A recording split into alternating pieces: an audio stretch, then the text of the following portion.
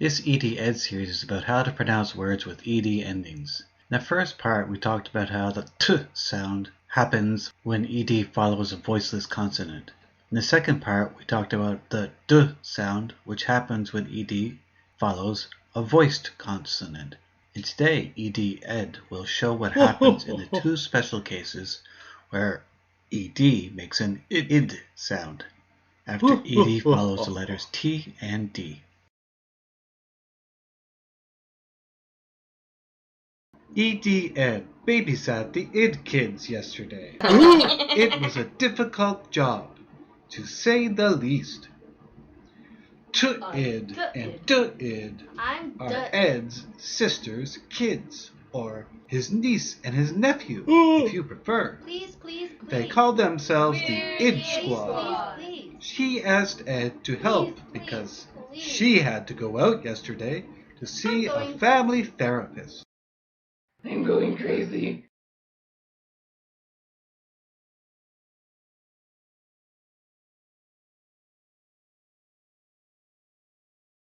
T-Id waited for Ed by the door and shouted ghost sounds.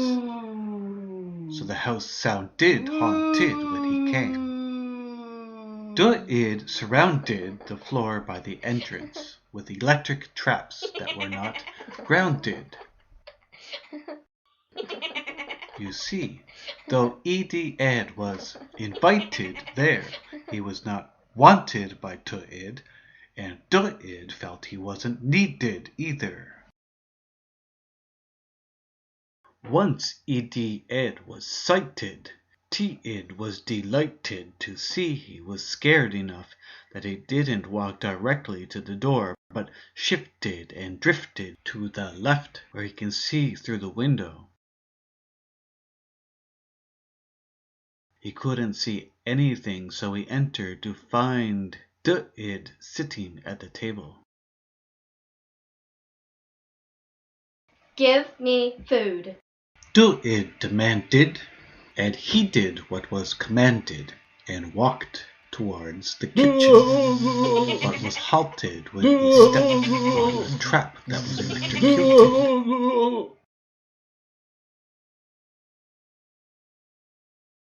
Well executed.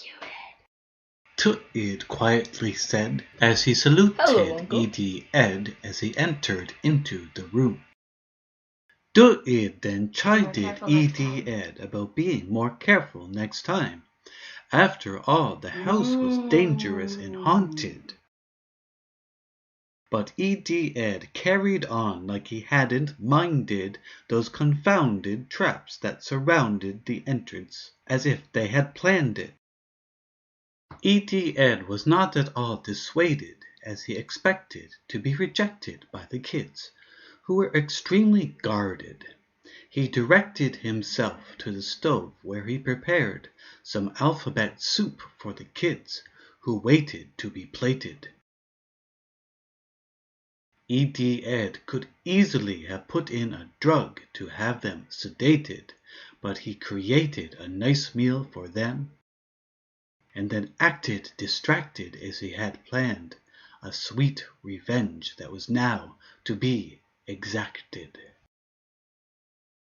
He whistled in the air, and through the windows and doors all the voiced and unvoiced ED friends entered the room and surrounded and hugged the helpless brats who hadn't expected to be doted by strangers such as these.